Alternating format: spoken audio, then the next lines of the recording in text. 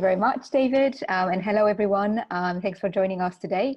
As David said, I think the crisis pushed fundamental questions about the way our society operates at the forefront of discussions. And as we're looking ahead to the new normal, we started to think about how we move from business as usual to the future business. And today we wanted to round up some opinions about how the pandemic and what's been happening in the last few months might have changed how we think about various aspects of life, work, and explore the business opportunities that could emerge from these uncertain times. And it's my pleasure to welcome my panelists for tonight. And I will start with Manuel Costescu, who is Chief Executive Officer at Angels Den Funding. It's an online investment platform that connects businesses with angel investors. Prior to Angels Den, Manuel spent 15 years consulting clients with McKinsey and as a banker for JP Morgan, gaining a deep understanding of the financial ecosystem. Thank you for joining us. Mircea Danila Dumitrescu, co-founder and CTO of StatusToday, an AI-powered solution that helps companies boost employee wellness and workplace productivity. Mircea has extensive expertise in managing large and complex IT systems that serve millions of users, including Just Eat, Shopkate, and Kurt-Hager. Thank you for joining. Ramona, Operations Manager at BlockDox, an IoT solution providing intelligent analytics for the built environment to make spaces smarter. Thank you very much for joining. And Vasile, Tamas, co-founder and CEO at Beez, a mobile app that helps online shoppers save money and driving customer loyalty through cashbacks. Thank you for joining. Before we start, I just wanted to remind everyone that you may submit any questions in the Q&A chat, and I think David would also probably let you ask your question yourself if you want to. If you like someone else's question, please do upvote it or at least mention it again. And for anyone that is watching us on Facebook, you may also leave questions in comments. I will check that as well as we go through the panel. And finally, this event will be recorded and it's also streamlined on Facebook. And I think we should be able to share that recording with everyone afterwards. So before we dive into the themes for tonight, which most likely will be kind of deep diving into the future of work and workspaces due to our panel's panel expertise, I wanted to maybe start with an open question, and in any order, I just want to ask how your priorities have changed after or pre and post COVID for you and your business. In any order, perhaps we can start with Manuel. I'm curious, I know we had a conversation just the other day where you told me about the change in strategy for Angels Den. Maybe you'd like to share a few words with us as well. Sure. Well, as luck has it, I joined Angels Den about a month or less than a month before COVID hit. And, you know, the reason why I was brought on was to have some strategic direction that was different from what happened before. So then when COVID hit, I think I immediately changed hats and I became very much of an operator of the team. And I'm extremely grateful in a way that happened, because I discovered an extremely motivated team, but we all had to tighten our belts, and we had to cut our salaries, and we had to really understand that there was a question.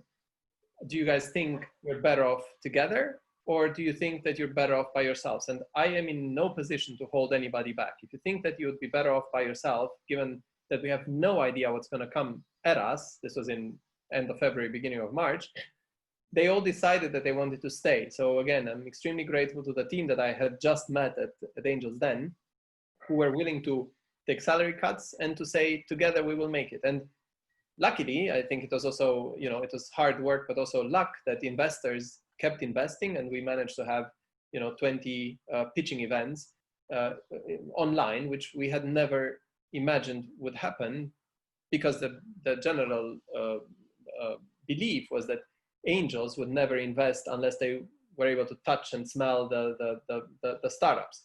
But they did, and we saw that indeed ticket sizes were down, in general engagement was down, but we worked twice as much in order to keep the ship floating, and now we're doing well. But again, it has been an exercise in daily calls. We've had I don't think I've had this many calls in my entire life, 9:15 every single day, you know, talking about the future of the day and the future of the week and you know, the future of England. Thank you so much, Manuel. And I think we're definitely going to come back on that question about how VCs actually behave right now and how the landscape has changed due to COVID. Maybe we can also hear from Mircea, how COVID has changed your business, perhaps, or the way you're working with your team right now. All right, I'm in a similar position as with Manuel, because I'm not in a, I came into this, let's call it crisis, in sales mode, meaning that we are already in plenty of conversation for M&A, and for the ones that don't know already, I'm not longer CTO of StatusToday. We managed to do an M&A with Glicon, and it was pretty much going into crisis mode, and that is mainly because any sort of conversation that happens in this period is slowing down tremendously. And I really pity anyone that does enterprise direct sales at this point. It's gonna be extremely hard. And M&A is a sale, is very much, follows pretty much the same pipeline concepts as a regular enterprise sales. And I would say midway through the pandemic, we managed to exit the company. So at this point, I'm in a quite, let's call it cozy situation, where I have to provide advice and help Glicon onboard our solution. And they are a platform for HR experiences and analytics. So our solution kind of comes and complement everything they have in there. And it's mostly as an advisor / consultant position. I was planning for a break and a holiday, but obviously that didn't happen. Yeah, I'm enjoying the lockdown. And what I can say from other people's experiences is that, well, no one is doing fantastic unless you are Zoom. Yeah, I read about the news, and I just wanted you to tell everyone about the acquisition. Obviously, congratulations. And I think you're in an awesome position to be right now. Hopefully you'll be able to travel soon and get some rest as well. Ramona, maybe you would like to say a few words. I know we also had a chat a couple of weeks ago, and you told us about some really interesting changes for your business and some new features that you integrated that would be able to assess the health or the safety of buildings. Maybe you can tell us a few words about that. Yes, definitely. So if before we were busy, now we are extremely busy because our markets have changed, and our clients actually are more than before the lockdown, or plenty. Because the dashboard that we used to have, which was focused mostly on analytics regarding occupancy, and now we have integrated also air quality indoors, and we have a few features which actually focus on COVID.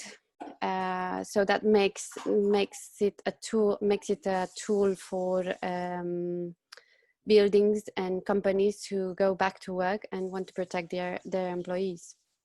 So at the moment, my main market is China, Hong Kong, and actually Switzerland as well. So we've seen quite an increase in demand for our solution in buildings. And it's not just offices, but it's also retail. But again, if before we used to be focused on Europe or UK, at the moment Asia seems to be heading towards taking measures against COVID in their buildings, but they do not work so much from home as we work here in Europe. So for me, that's for us, for BlockDox, is quite a busy time. I have Zoom calls at 7 o'clock in the morning or 4 a.m. actually, because I was on a conference with Hong Kong. So it's quite a busy time actually, and I enjoy it. Well, that's good to hear. It's better to be busy rather than be obviously out of business. And I think you touch on a very important point, the fact that I think the pandemic or the crisis has now it's interesting with Asia, especially Singapore. I remember in May, even April, they were sort of behind the crisis, and the crisis was only reaching the UK. So I think different parts of the world are feeling the effects of this in slightly different ways. It's really interesting because we're going to be diving a bit more into the future of construction and retail, and I'm sure you're going to have plenty of things to add on that. Thank you. And before we jump into the future of work specifically, I just want to also ask Vasile. I mean, you're running Beez, which is a very it's an app, it's a platform, if you want, which is very, very timely right now with what's happening. What changes have you seen? How COVID has been impacting you? I know you were telling us as well about some pivots that you had to make due to the crisis.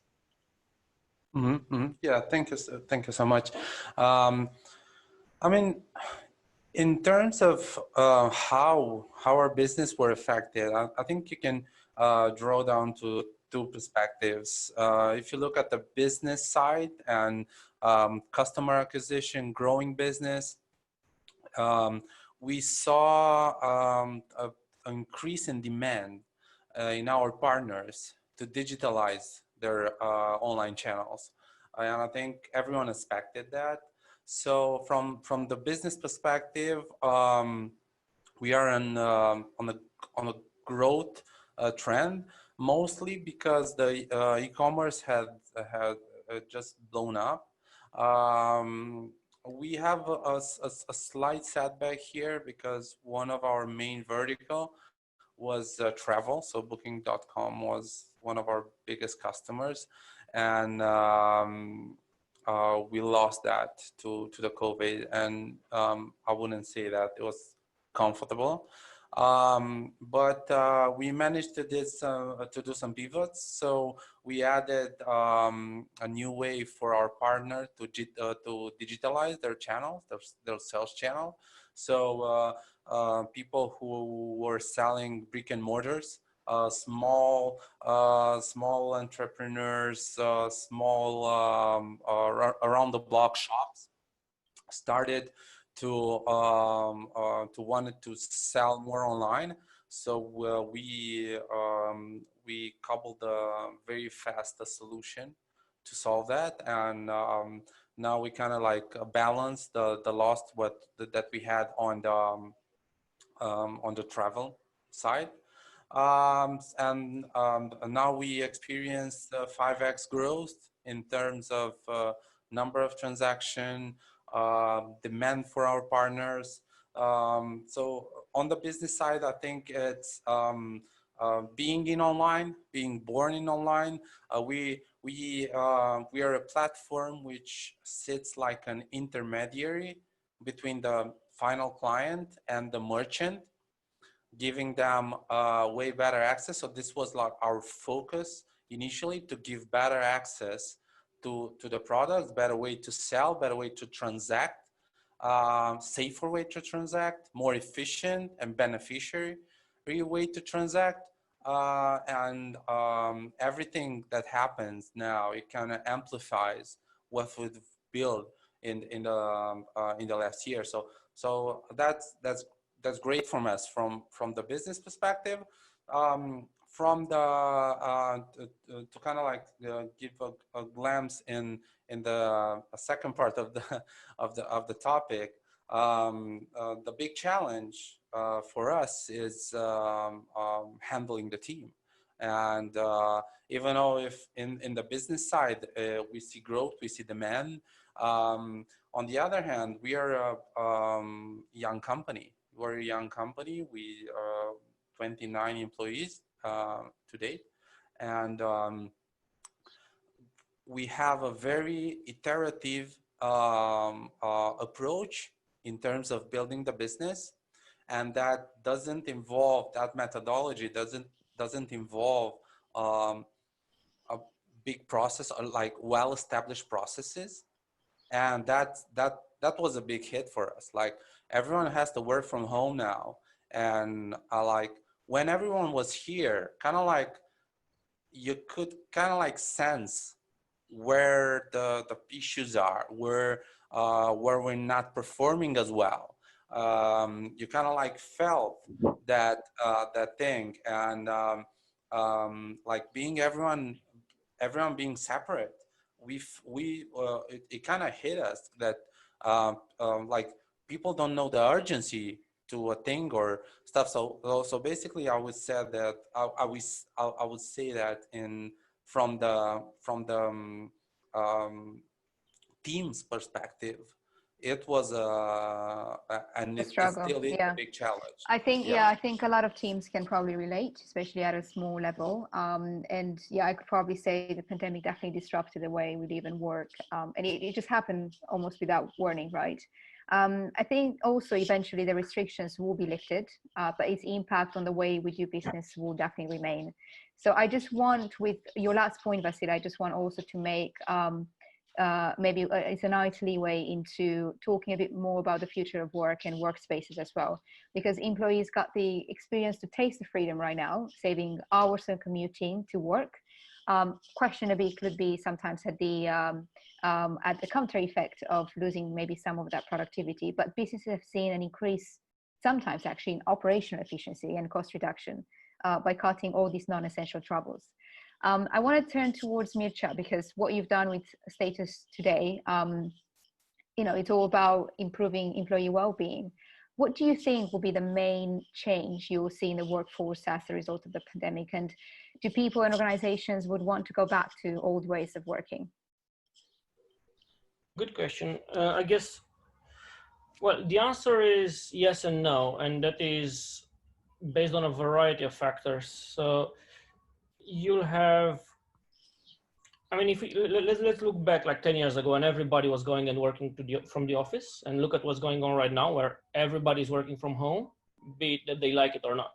And 3 months ago, there was just let's say a small percentage of people working from home that was slowly increasing.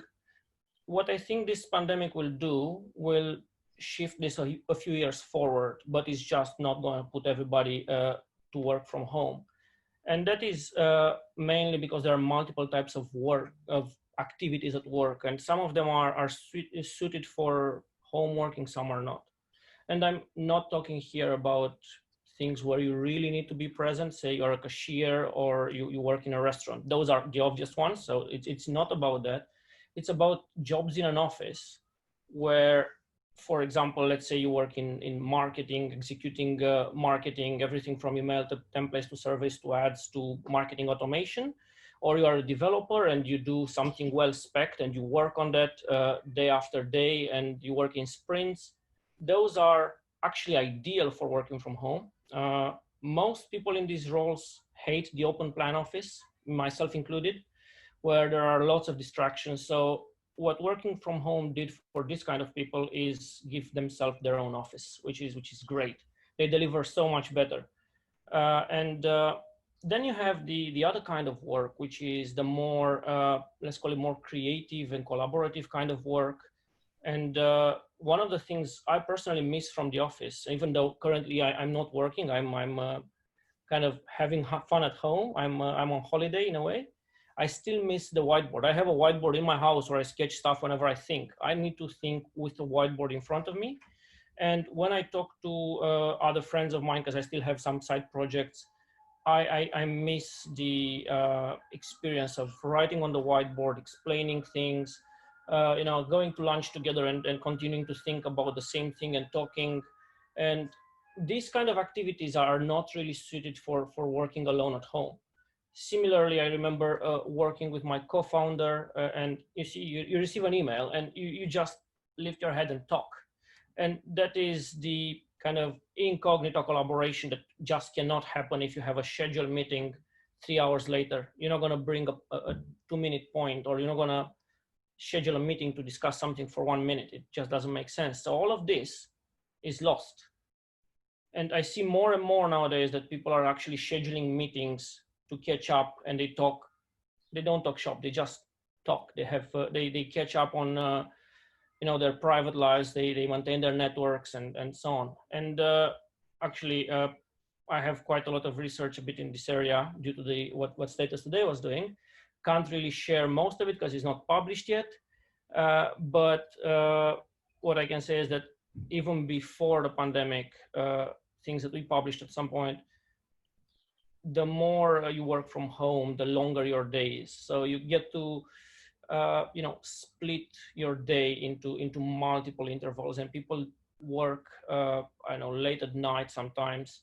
And I notice nowadays, because just to get back to the question, how are things changing? People are adapting to their home requirements, and they end up even collaborating, not just working late, but they have meetings at 10 p.m. And that happens more and more. And just to support this claim that I noticed quite a while back, I ran into some of the research that our competition was doing, which is Microsoft Workplace Analytics. I can talk about them right now because I exited the business. And I know we discussed it before this, and I wanted to bring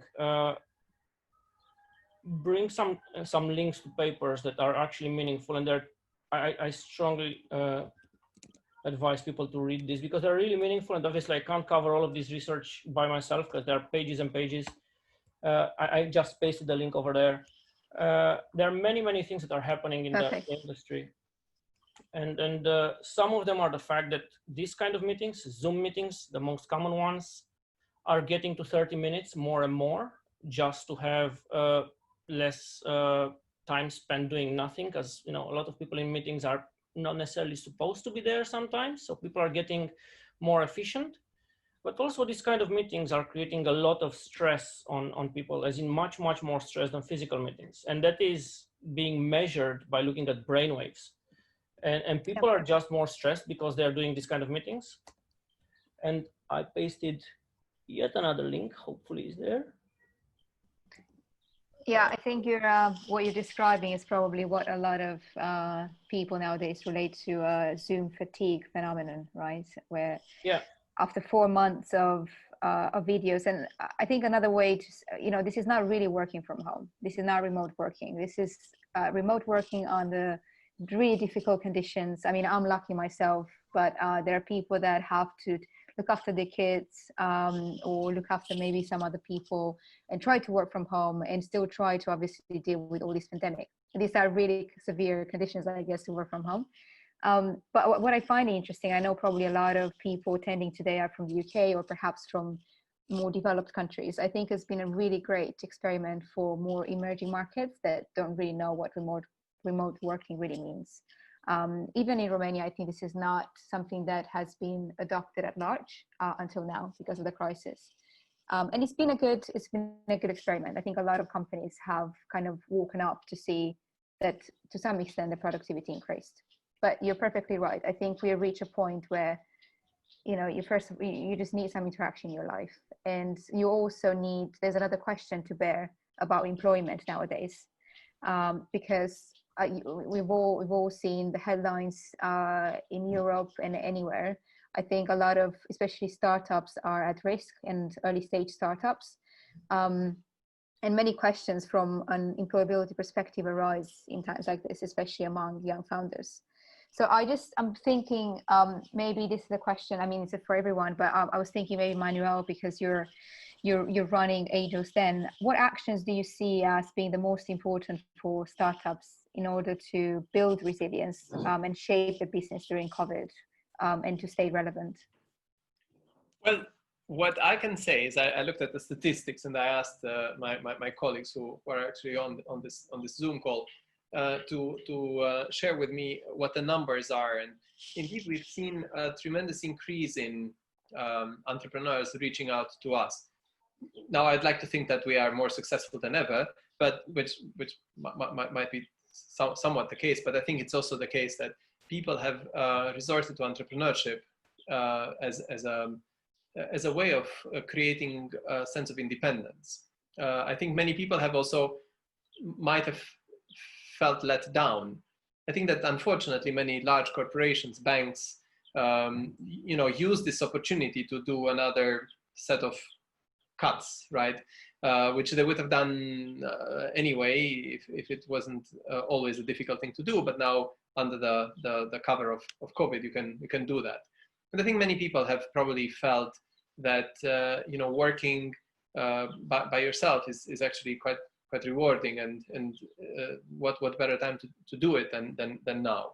So we've seen an uptick of 20 to 30% in terms of entrepreneurs coming to us, and many of these entrepreneurs have actually been extremely quick at adapting to the changes. Let me give you an example. One company that I followed up with is they were making cutlery out of replacement plastic, so bamboo and other things to for the Leons and the other coffee shops in London. And they immediately switched, and they started producing PPEs and masks and everything that the NHS wanted, right? So they used their facilities in Vietnam and in the Far East to be able to supply, and it was also very good for them. So in essence, since the takeaway market, at least in the beginning months of the COVID, fell tremendously, they found themselves to be rather successful in shifting and pivoting and doing something different. Equally, we have seen people who are presenting crisis-resilient businesses, more and more crisis-resilient businesses. And sometimes, there are all these research done by large consulting companies showing what should be crisis resilient. And that's fine as a theoretical exercise. But once you start seeing it in action, you realize how inventive people can be, and how they can come up with ideas that really are either correlated positively with a crisis. So, everybody talks about Zoom, but think about all the technology behind Zoom, all the people who do similar technologies, all the servers, all the routers, all this, the IoT that is being developed right now is booming. The AI is booming. And I think that this is where people see the new areas of growth. In my view, at least in my life, I haven't seen such a tectonic shift in interest and in focus areas. And I think we are nowhere near the end of this shift. I think that what we will see right now is the end of the government help, which will happen in 2-3 months, where everybody, the water will recede, and everybody will know who still has the pants on, right? Because essentially there will be many people who will be sincerely unemployed, whereas now it looks as if they are still employed, right? And I think that this is where entrepreneurship is fitting a need in the overall population. And you see young people who otherwise will have been robbed of their ability to get on the career ladder, because internships have been cancelled. MBAs, I have friends who are at MBAs in the US who cannot go back to the US. I mean, that can be a dramatic outcome on the future of these people or the future of work, but they shifted immediately, and they managed to find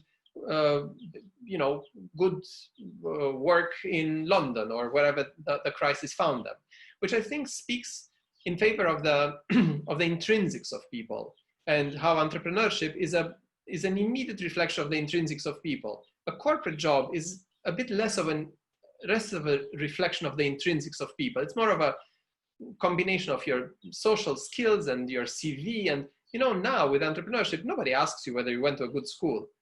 Is your business good or not? And there are 20 angels who decide during a pitch, is the business good or not? It doesn't matter that you went to Stanford or not. What matters is this going to be something that attracts money? And again, we have seen people who are first-time programmers, first-time entrepreneurs, who are presenting ideas that find angel engagement and can raise significant amounts of money. So I'm particularly fond of seeing these stories and being part of their success, a little part of their success. Absolutely. And I think you are perfectly right in saying that probably we've witnessed some of the greatest startup stories or businesses, especially during difficult times of crisis. And we've seen it many times during the economic recession, 2008, dot-com bubble as well. Airbnb is probably one of the examples, Microsoft and many other. And you also mentioned something about education, which I think that's probably a topic in itself for a future conversation, and how COVID is pushing fundamental questions around education and what's going to be acceptable or not.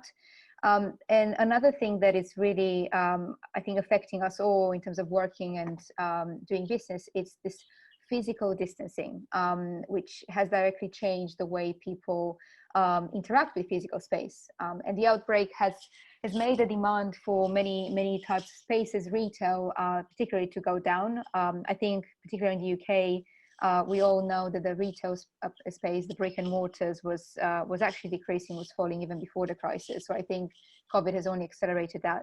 I'm turning towards Ramona right now, because I think the real estate sector is really being transformed by this crisis, but also I think we should not forget all the sustainability talks and the climate emergency that was making the headlines in the beginning of the year, and hopefully we'll pick up on that very soon. Some say that this uncertainty could really lead to extensive opportunities and challenging us basically to find more sustainable ways of building and using the physical space. Ramona, you mentioned quite a few things in the beginning about your business. As a result of the crisis, do you believe the transformation of the construction industry and retail as well will accelerate, will stay the same, will slow down? And what kind of new service models have you witnessed in the space? I think it depends a lot on the big companies and their way of the rapidity of adjusting to the new environment. Because our office initially, and still is actually, is in Canary Wharf, and at the moment Canary Wharf is a ghost town. So it depends on them how quickly they can bounce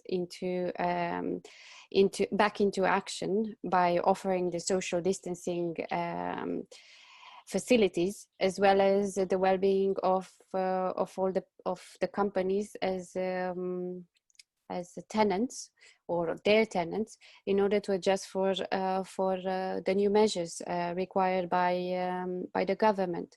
As far as we are concerned, our solution deals with social distancing and the occupancy. We have a real-time footfall and occupancy monitoring, so and also a real-time indoor air quality monitoring. So if the buildings adopt this kind of system where they can make changes on the spot in real time, then they of course can adapt to the new reality and offer to their tenants this solution in order to go back to business. At the moment, you have 5% or 10% of the companies going back to business in Canary Wharf, and hopefully by September would be about 50%, but that's like that's like in the best case scenario. This is in London, and you can see how fragile the ecosystem of the city is. You also have issues like mental health, which affects many people working from home. So many of the big corporations are encouraging people to go back to work, but that's again in London. For us, the focus shifted to China, for example, which went back to work, and there are many companies who want to have our solution implemented in order to be able to social distance and make adjustments in real time and monitor the air quality of the air conditioning in the buildings. Because, for example, in South Korea, we have a study. I think 90 people out of 200 people in an indoor space in an office have been affected by COVID because of the air conditioning, and because the range of the air conditioning was spot on those 90 people. So the way indoor air quality works with COVID at the moment is to be able to have threshold alerts of the air quality, and these threshold alerts would be able to manage the whole ecosystem and the air quality of the buildings. But if the companies don't adjust very quickly, then it's very difficult to go back to work, and there are many people who are going to lose because of this. Absolutely. So, have you seen any particular kind of new way, perhaps in serving this real estate industry or even retail space, perhaps? So what I'm thinking, for example, there's been a couple of startup or business models, questionably some doing better than others, but especially in the retail space, restaurants that have a lot of unoccupied space throughout the day, and startups trying to rent them out to potentially as co-working spaces or people that need a space. Have you seen anything similar or any other digital potentially solutions in the real estate space? yes, there are many startups who now offer some kind of solutions regarding the overcrowding, and trying to implement these measures as quickly as possible in retail, but also office space, as well as residential. So there are many competitions happening at the moment where the UK government is encouraging the startups to find solutions in order to help people to social distance, as well as managing COVID.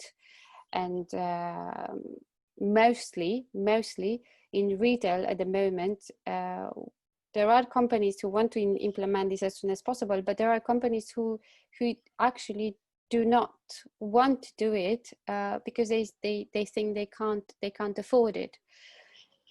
There's the mindset. Of course, yeah.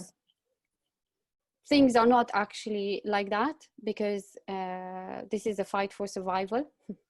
So hopefully they will get into the rhythm and adopting these new technologies as quickly as possible, because the economy in UK is not going to survive with people just working from home and in lockdown. It's not going to be easy to take people out of lockdown, and probably it's heading to it's already heading to a recession. So, but I'm not the best one to talk about this. But Yeah. as far as we are concerned, we're focusing on the markets who are open to implement these new solutions as quickly as possible. I have a project in China which developed in 3 weeks. In 3 weeks, they called us, they asked us about our solution. They were happy to start implementing, and we've done everything from the distance and managing with the tools that we have. Whilst I'm very happy to work from home, this would not have, before it would have not been so easy to implement it in China, because somebody would have had to travel there, but somehow everybody was so willing to do it as quickly as possible. Everybody adapted, and there you go. I have a company who is up and running in 3 weeks with a new technology in order to prevent the social crowding and to monitor the indoor air quality, so that they can manage the thresholds against COVID, and they're all back to work. Yeah. But it's not the same. It's also the mindset.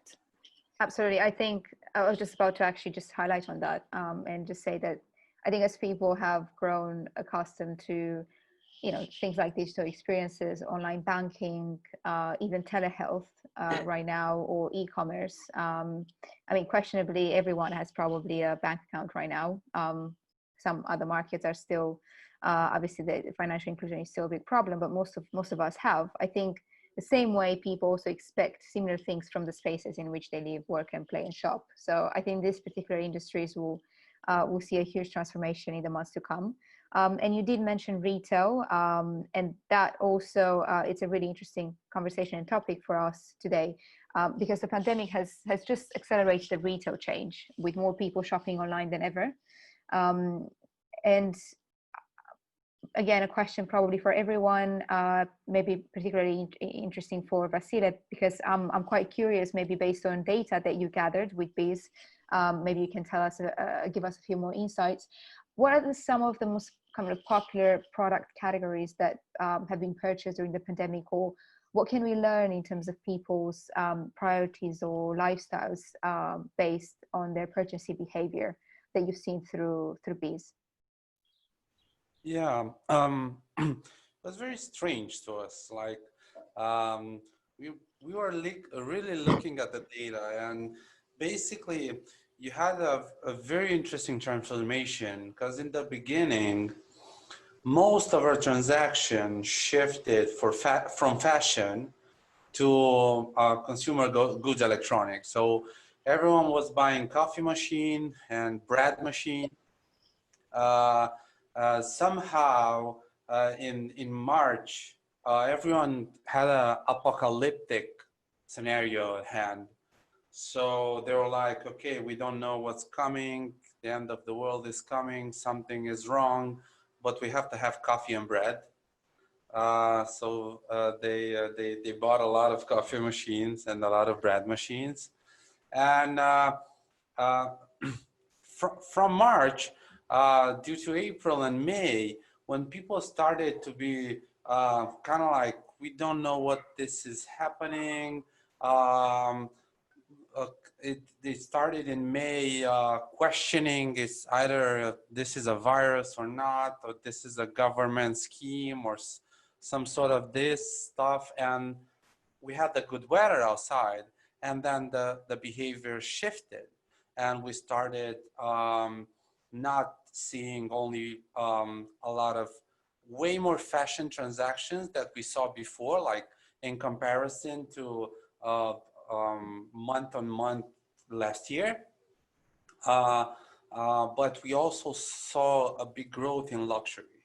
So somehow, unexplainably, people start buying more luxury items. And it's kind of like, from our perspective, it's just like the shift from the coffee machine, the coffee and the bread machine, to buying Armani and Prada and this kind of stuff didn't make sense. And I think it sinks in the confusion, the real confusion, which is happening here. And even though, like, looking at the numbers, last year we were a way smaller company that we are now, and for sure the number have grown now because we are more mature and our product is more mature. We know better what we deliver, where we deliver value to the user. What we see in the market and what scares us in a way is this unusual trend in purchases. And for sure, and I guess Manuel said it, we're looking to see how people will react after the governments will stop pouring in money into the companies like aids, and then we'll just see people really, because I think that when you look at the retail behavior, it's kind of like doesn't make any sense in the matter. People are buying more fashion and more luxury items, and it doesn't make sense from this perspective. And we think that somewhere along the way, September, October, it's really gonna kick in. The fear is gonna kick in, like, oh my God, this is something serious. And I think that that's gonna be a period in which we'll see a refractory time. I think that the consumption then will shrink. And when that happens, then everyone is in trouble, my friends. And this is where we'll look in terms of the dynamics of this. Hopefully, we will start seeing way more efficient way to continue the consumption. And I think the retail can bounce back. but it really depends on how people would react. And it's to us, it's still a puzzle. We're hanging between coffee machines and Prada bags in Yeah, this. I think to be honest, it's I would say it's not totally unexpected. Probably in March and April, you very well said, everyone was a bit scared, and you naturally, during times of crisis, you kind of look inwards, right? You try to save on basic essential stuff. And then I know we discussed about this unemployment rate, which is rising, but let's not forget that you can't travel, and that's usually a big cost. So people do have some cash to spend, and you naturally turn towards jewelries and shiny objects. But you also mentioned something to the small pleasures in life. To the small like pleasures in life, exactly. You did mention, sorry? Sorry, I was just curious, where is this data coming from in terms of geography? Because I'm wondering if this is consistent across all countries, or is that a sample, a Romanian sample, UK sample? Yeah, I mean, basically right now, even if we're present in UK and Romania, and we have more than 180,000 users, more than 93% now is Romania. So I would say that basically it's mostly a Romanian markets data in terms, and the UK data that we have, I think it's irrelevant, and I didn't look at the data from the UK side. We looked at the aggregated data, but I would say that mostly it's Romania. Yeah, makes sense. I guess there is also a discount component. Anything luxury would be probably heavily discounted at this point.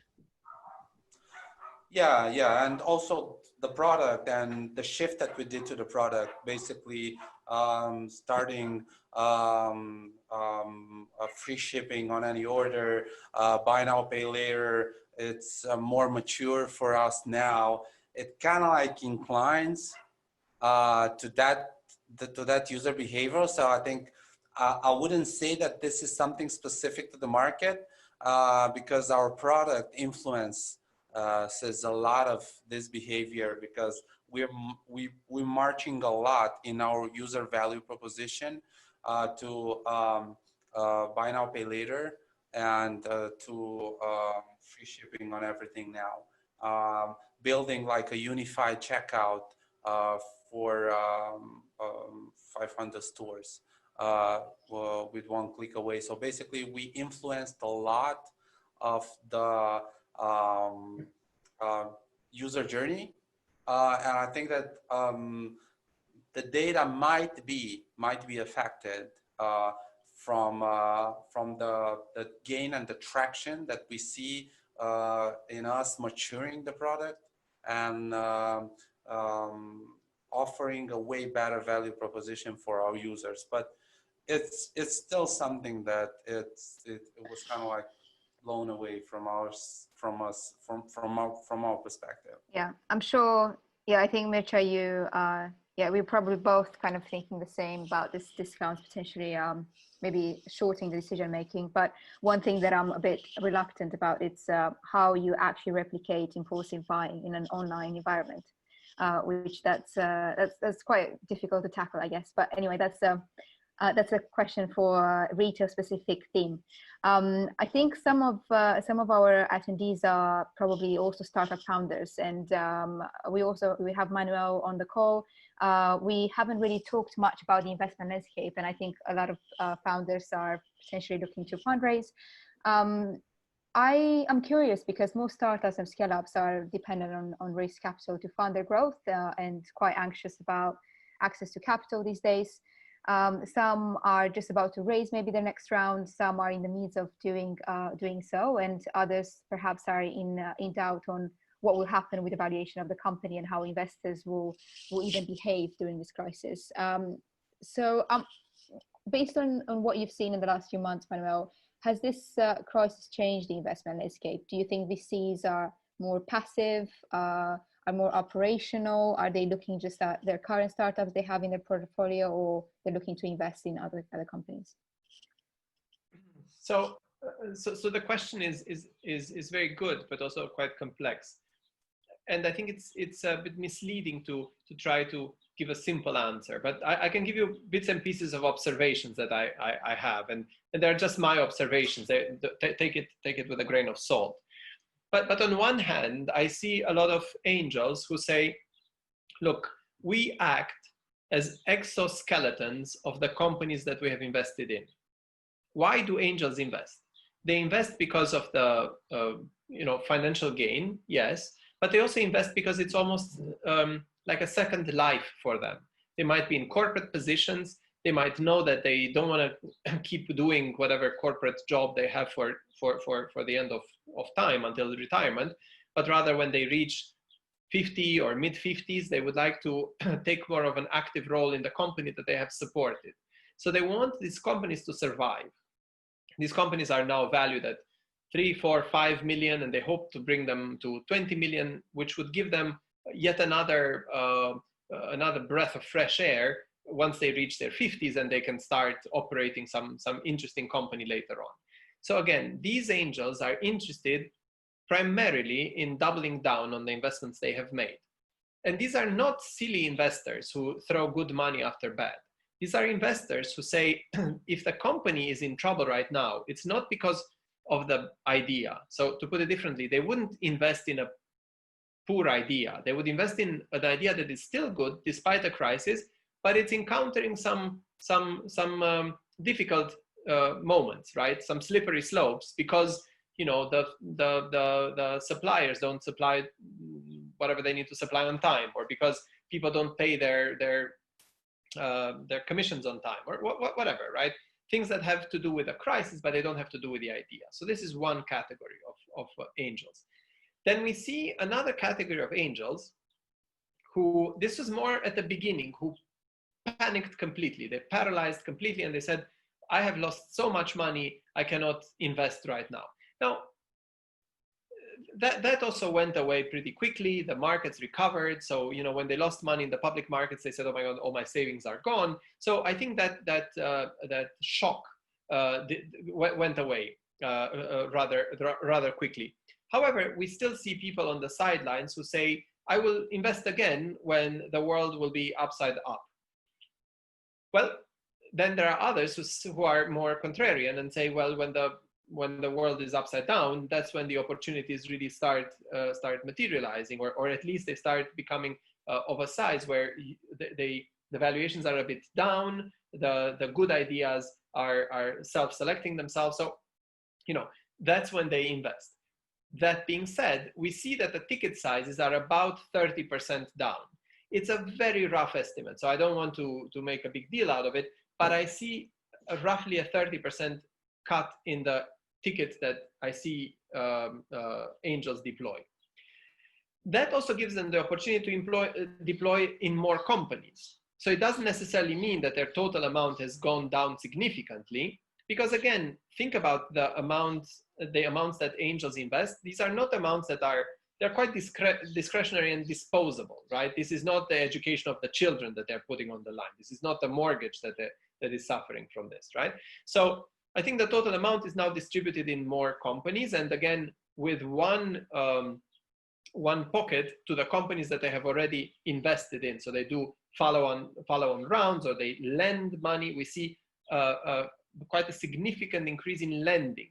So Angels then now is entering the lending space as well, rather than the equity space, because many companies are at a point where they can borrow money credibly, and Angels then has the ability to understand the business model of a company, a startup, which a bank wouldn't. If you walk into a bank, I mean, Mircea, tell me what you think, but it's very difficult, even with a very prosperous and very legitimate and well-run company.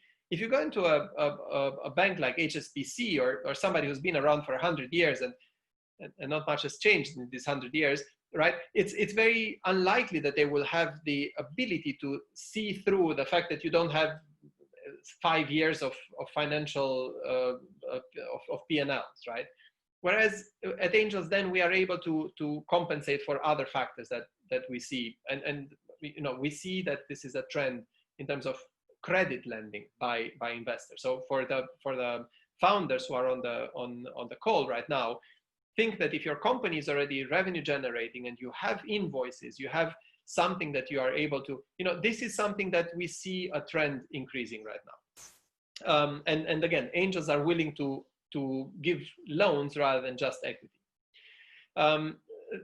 Then we see a lot of companies becoming better and better. So I think this selection process of companies getting better and better has to do also with the fact that valuations are now more, how should I call them? They're sharper, right? I'm not saying necessarily. I was about to say realistic.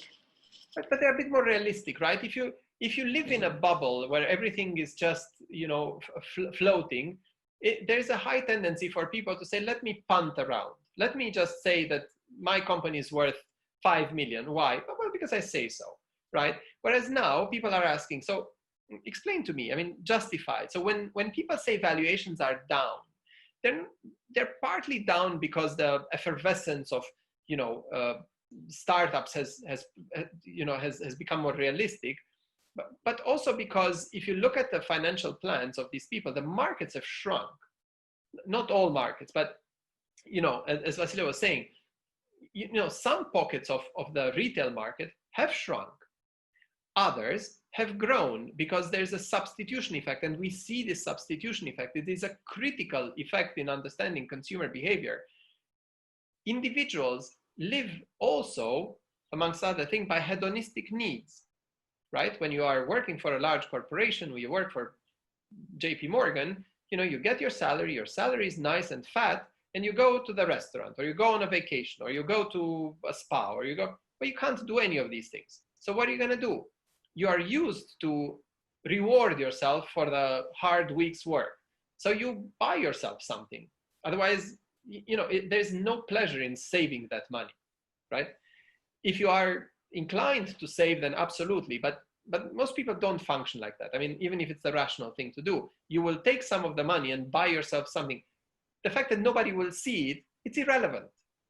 But you feel passionate about the item you bought yourself. So I think for those people who are, I'm not in the retail space, right? Angels Den is B2B.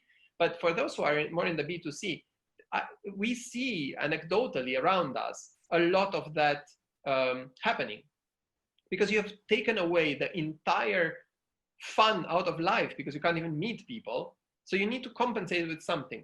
There is a limited amount of things you can do, right? There's a limited amount of Netflix movies you can watch. You need to do something different as well, right?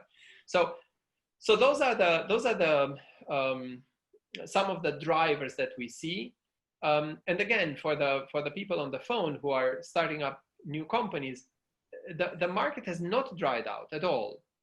And the market has become just sharper a little bit and is looking for businesses that can prove that they are resilient to the crisis, or they go through the crisis, or they're very much in line with the tectonic changes, again, that are happening in our environment right now, right? Yeah, I think naturally, thank you for that, Manuel. And I also want to say there's some questions already lined up, and one is about funding. So we'll get back to that just in a second as we're wrapping up.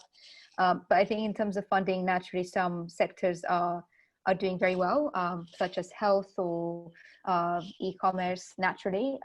But also, I'm hoping that we do get to learn a few things from the past, and it's also very relevant for corporate innovation as well. And for anyone that is working for big corporates or potentially managing a CVC fund, if we look back, and this is also, I think this is research conducted by some of the biggest consultancies, compared to companies, for example, that haven't invested at all during crisis or during difficult times, compared to companies that have actually taken a bit of risk and invested in digital transformation, compared to just cutting costs, has been a tremendous change for them in the long run. And I think an example like that, it's Sony, that came out with some really, really interesting products out of the crisis. I'm just going to wrap up because we are running a bit out of time, and I want to give people a chance to ask questions as well.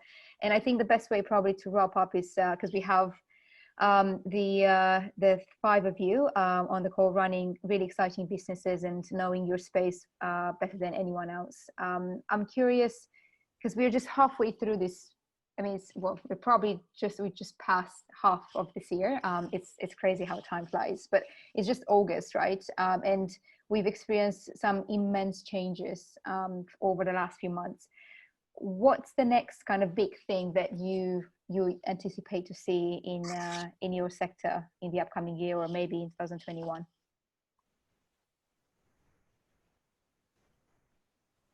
Mircea? Good question. Actually, funny enough, I don't know what my sector is. I was actually pondering on that when you asked the question, because I'm currently looking to do something in tech again, but I'm very interested in investment. And You're industry agnostic. Sorry? You're industry agnostic. You just have to pick one. Yes, I'm wary of coming with some sort of a futuristic view of what's coming. It's hard to say. I think due to the pandemic, I don't think we should expect that due to the pandemic things will be so much better or radically changed. Actually, it's going to still be an incremental change, in my opinion, although it seems like things should happen overnight. Apart from this shift to remote and the economy falling overnight, I don't imagine things will just appear overnight. It's going to still take time. This is not a magic formula, have a pandemic and make the world better, unfortunately. Or fortunately, I don't know, as otherwise we'll have more pandemics. But no, I don't think there's going to be a big thing because of this. There will be other big things that I'm really interested in. And for example, tech has been the running engine of the economy for the past 10 years. Everything in tech was new and revolutionary. I believe that going forward, tech is going to be not core business, but supporting. I look at everything from space exploration to self-driving cars and I don't know, and genetics and looking into the way Elon Musk is trying to connect the brain with the computer. All of these are up and coming technologies that are not IT. I mean, they're all connected with IT, but I think there is time for all the other industries to blow up, and that's probably going to happen soon. Thank you, Mircea. Anyone else? And it's perfectly acceptable to be as futuristic as you can. As what? As futuristic as you can. Just have big imagination. Did you say futuristic or pessimistic? Because futuristic. Oh no, there's no pessimism on this talk. I think we tried to make it as optimistic as possible and look forward to the future. Yeah. Sorry, Manuel. No, go ahead, please. No, I was just thinking about retail space, e-commerce, and it just popped into my mind that on our digitalization tool that we have, in which we allow people who had traditional businesses to sell food online, not like a delivery service, but more like finding those customers that they had on the brick and mortars and just delivering to them through our platform. We had a call from one of the most traditional companies in Romania, which was mind-blowing to us because we trying to pitch them the idea for like 8 to 9 months before, a year so, and we inevitably got the same answer. It was like, guys, I don't know what you guys are doing there. We don't even have a computer. Email, what's that? You can write me on WhatsApp is the only thing that I can answer to. And then, boom, like in March, we just got a call from these guys telling us, I don't know what you guys are doing, but we have to do something. And I think that in terms of retail, I think that the big dinosaurs eventually gonna now speed up the pace in terms of digitalization. And I think that people who didn't understand that, and believe me, I mean, in the Romanian market, which we know very well, online, it's even though it's growing year over year, compared to brick and mortars, oh my God, it's totally composed. And I think that we're gonna see that digitalization pace kicking in. And I think that traditional businesses, which before didn't even consider, in their mind, they wanted to die as they are. And they accepted that because they thought, like everyone else, about dying, like it's something that is gonna happen like a long time from now. So, and I'm accepting that. I'm not gonna change. I'm gonna die as it is. And I think that this is gonna be a major thing. And I think that this is gonna drive the e-commerce way more. And I think that in terms of adopting new technology, I think that Mircea is totally right. I think a technology business will just have the layer, like everything is gonna be under some sort of technology, because otherwise you won't be able to deliver it. Doesn't matter if you're delivering SaaS, or it doesn't matter if you're delivering groceries. It won't be the same. And I think that we're gonna see tremendous growth in terms of digitalizing distribution channels for brick and mortars. And I think that everyone in this space will have a lot to gain in the next 12 to 16 months. Yeah, I think there's a very powerful message in there, Vasile, and the fact that companies or individuals alike that sort of refuse to accept change or adopt to the changes will become irrelevant. And also there's another truth, I guess, probably in there, that some markets, emerging markets, or even Romania, you could say that have been thrust into a digital future that hasn't been, or they haven't been ready for. But I think it's also interesting to look at some other markets, maybe learn from them. And naturally, I turn towards the UK because also this is where the speakers are from. But I think was one of the biggest retail chain just a couple of months ago, when everyone was slashing, salaries and innovation costs. They just decided to invest another £2 million in digital infrastructure. And try to diversify and move more into an online environment. So I think there's loads of examples like this. One that I really very much like is scientists right now can basically create food out of thin air and take CO2 emissions and turning into protein, which is absolutely mind-blowing, right? So I think, Manuel, you're onto something earlier. Do you want to say something as well about what kind of changes you see in the future happening in one of the space of your interest? Well, I think that, again, we are in an extremely privileged area of the economy, right? Where we can, in a way, be somewhat resilient to this crisis, as sad as this crisis is, to work from home by definition, to be work online by definition, to be accessing large corporations because they are the buyers of our services. But at the same time, I think that, I view this period as an interregnum, right? So I don't think that the solution is clear at all. And everybody has a higher propensity to call it a panic, and to say that this time it's different, and there have been books that this time it's different, and then another book after that this time it's different from the last time I said it was different, and so on.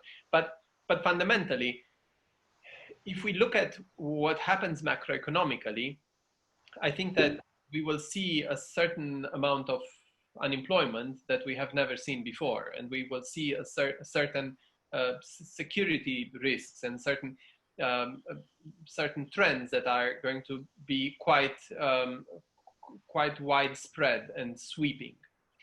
I would just encourage the people to also think of those ideas of how to see how our collective brains and our inventiveness can actually help in those spaces, because there's always two pills, right? There's the blue pill and the red pill, and there's going to be a scenario in which people are going to understand the predicament that we're in, and move on to online learning and learn how to code, and grow the economy out of the slum. And another one where people will say, well, to hell with it, this makes no sense, and the sale of alcohol is going to grow and technology is going to suffer. So we need to do our best to push ourselves into that upper state, moral state of coming out of a crisis in a way in which we are stronger. But for the moment, I don't think that it is clear that we are on one path or the other. I think we're still very much in the space where anything can happen. But but my view is it's important that we are we stay quite close. Teams that they don't become desperate. They don't leave the ship. They stay with the ship. Together we're stronger, and collectively, particularly in the tech space, people are, what defines us is curiosity, and to some extent the intelligence of the work that we are forced to do, and we should not abandon that, because once you abandon that, there are some quite dire scenarios outside of this scenario that we are on this Zoom for. So that's just my final statement. I think thank you for that, and I can probably just add that I think as a result of this crisis, one thing that is probably a counter effect to the feeling of isolation that we get right now is that people naturally will become more generous, and I think that they will be more mindful of things around us and try to find solutions for the greater good, especially in things like healthcare or equitable housing or transportation for all, which that also leads me to Ramona and ask you about what you think is going to happen in construction or retail space, or something that has to do more with your business. First of all, I don't think that things will ever return to the way they were, first of all. And over a long period, on the short period of time, I think it will get worse before it gets better. So besides the fact there are practical hurdles to be overcome, by September you will see companies who have suffered much more losses that they actually see at the moment. But I think it all depends on their speed and adaptability to the new environment, as well as on the government guidance. I don't know exactly about Romania, but I know in UK that UK won't resist another lockdown, or people won't resist another lockdown. As far as the real estate environment, construction environment is concerned, I think the biggest example is Canary Wharf for me, who are trying desperately to find new solutions. But it will take some time until things will start falling into places. I don't want to be negative, so as far as I'm concerned, everything is figure outable, and everything will have a solution, but it will take time and it won't be overnight. And people will have, some industries will have a complete meltdown, especially the construction or office buildings. But hopefully they will overcome these practical hurdles, and then the mental hurdles of bringing people back to work, and also to realize that the community depends on people going back to work, because there are many people who lose their jobs because people don't go back to work. So whilst I love the working from home, I think a combination of working from home and having some office time would probably make it less daunting. But that's my personal opinion. So hopefully I'm wrong, and it will take much quicker time for things to become better. And we'll see in September. Yeah, thank you, Ramona, for that. And I think different parts of the world will probably be experiencing this at a different pace, as you told us about China and in Asia. And hopefully this better times will come for us as well in Europe. I think we are running a bit out of time, but we have a few questions lined up, really interesting ones. I just want to turn towards David and ask if you want to say a few words to wrap up, and if you want to basically do the Q&A, or I'm happy to as well. It's up to you. Let me maybe kick off the Q&A with a question. Yeah. So we are bringing together a group of companies, a group of entrepreneurs that are from Romania, many of whom have now relocated to the UK. I know that Vasile recently brought Beez across to UK last year.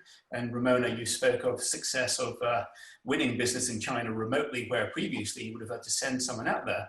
But I'm wondering now, in this new environment, what are the prospects for international expansion of companies, particularly if some of those companies might need to relocate their HQ to London, perhaps, in order to tap into the VC that Manuel and Angel's Den are able to help support? There's going to be a bit of a contrast between VCs and the industry.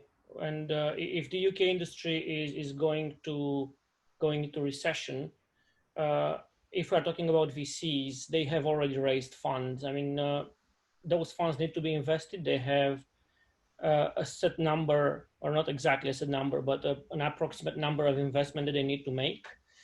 And with that in mind, they are at this point definitely struggling to find some companies to invest in. So they have deal flow issues, and the counterintuitive thing is that they tend to invest in businesses that are local. So you would rarely see a VC investing in a company in Japan if they don't have some sort of a UK presence, unless it's a Japanese VC, obviously.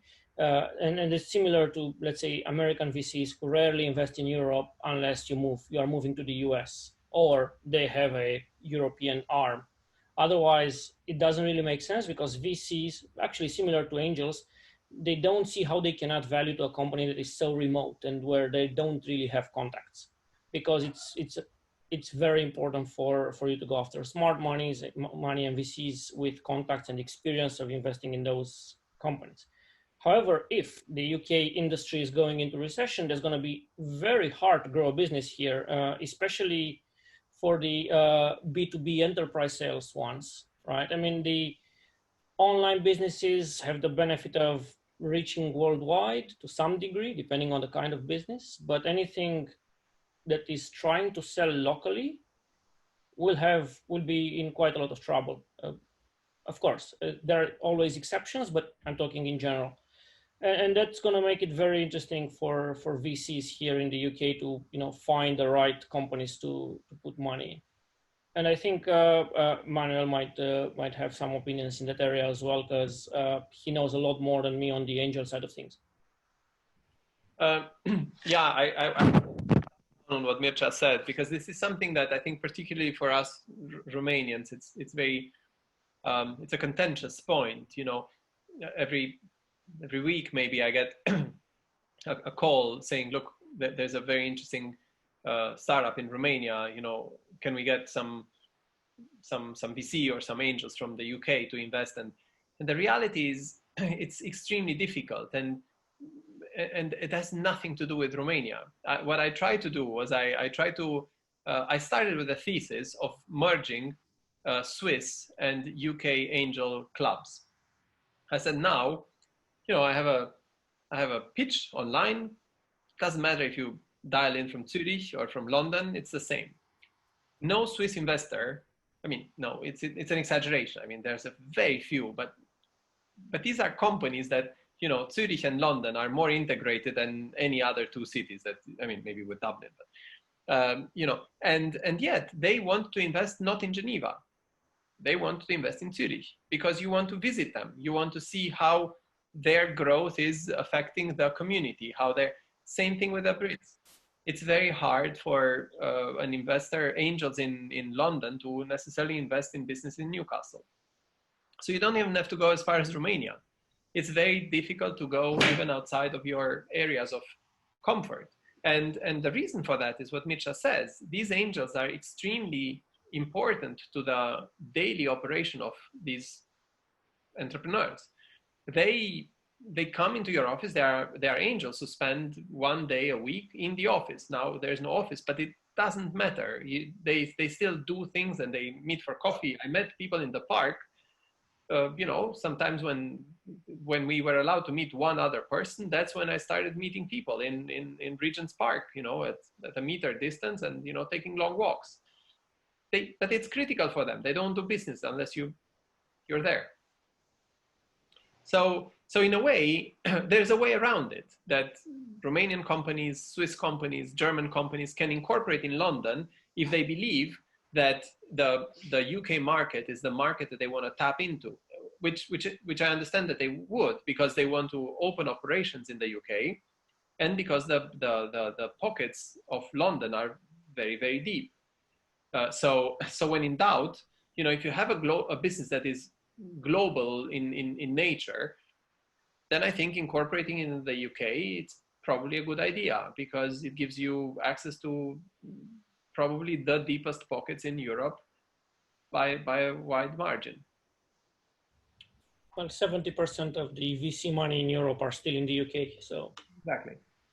So this is why, and the other markets are extremely regional. I mean, in addition, London is disproportionately large compared to other UK cities.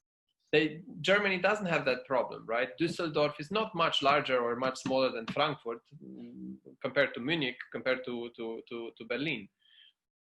Zurich versus Geneva versus Basel, you know, it's somewhat similar. Well, Paris is kind of disproportionate, but London is by far the largest thing, right? So it's a magnet, and many companies that have any global aspirations. I mean, you don't have to be overly global, but companies that can even project themselves in 3-4 countries, starting from London, seems to be a preferred option. If I may add, I think UK as well is a quite exceptional case probably to do business compared to other countries. Maybe I could also think of Estonia in terms of their e-residency or kind of business citizenship model, which recently I came across. I think it's more of it's an initiative, or it's a document that has been submitted. I think it's probably going to take time, but there are rumors or discussions that UK might actually look into adopting a similar format, which, I mean, it's a great initiative in itself, but also if you think about Brexit, and I don't want to even start explaining Brexit because it doesn't make sense, but that could potentially maybe counteract the effects of Brexit. And also, I think because I saw the question was about trading between different countries. I mean, obviously we assume the UK. There's a lot of regional development funds outside of London starting right now. So I think it also, if you're thinking of incorporating the UK, I think naturally you look towards London, because it's a hub. Obviously, it's the most developed city in the UK, but it's worth looking at other places, like for example South Yorkshire or even Newcastle, because it might help you attract more funds if we talk about funding here, of course. Yeah, you're absolutely right, Diana. I have to add something. Places like Newcastle, I mean, we're looking at an opportunity in Newcastle where, you know, the municipalities, the local municipality, whatever, the town. So the council, yeah. They are so keen on starting an ecosystem there that you probably could get a lot of grant money.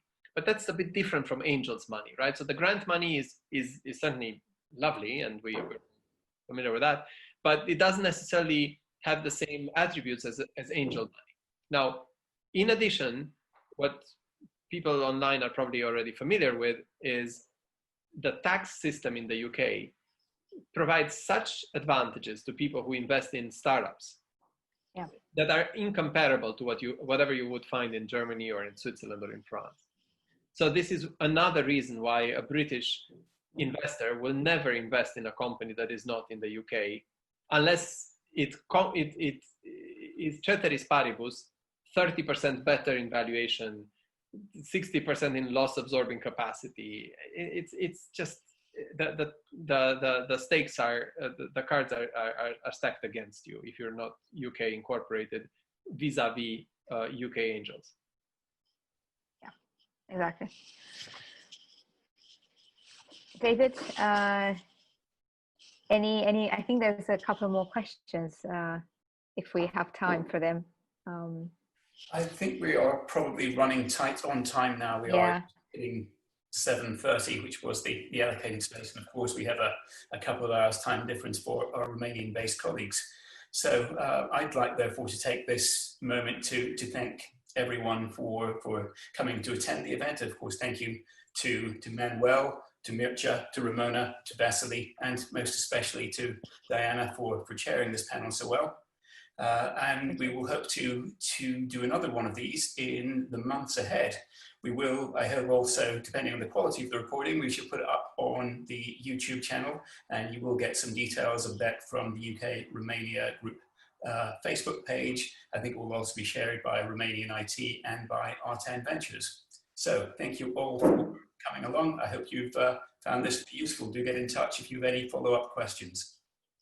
Thank you so much to everyone. It's been really great getting to know you and your business as well. And hopefully we get to see each other again on a different panel. Maybe next time it's healthcare or retail, who knows, or more funding talks.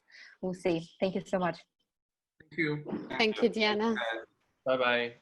Thank you. Thank you, everybody. Bye-bye. Bye.